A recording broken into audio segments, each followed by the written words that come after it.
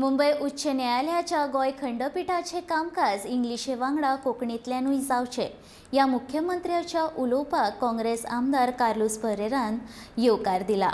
पूण न्यायालयाचे कामकाज कोंकणींतल्यान शक्य नाशिल्ल्याचे तो सांगता.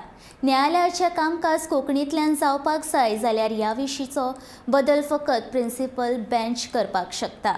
ते शिवाय हेर घटनात्मक बदल घडोवपाक गरजेचे अशें कार्लोसान म्हटलां.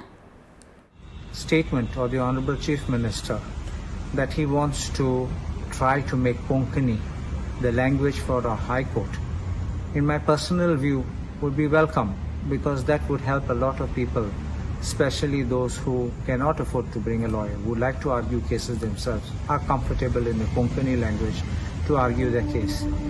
But I see certain difficulties, and the difficulty which I see is in Article 348 of the Constitution.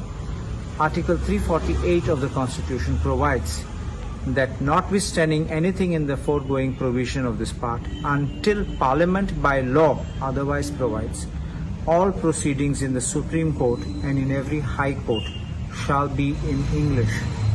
There is a proviso there which is clause 2, which allows the governor of a state may, with the previous consent of the President, authorize the use of Hindi language or any other language used for any official purpose of the state in proceeding in the High Court, having its principal seat in that state.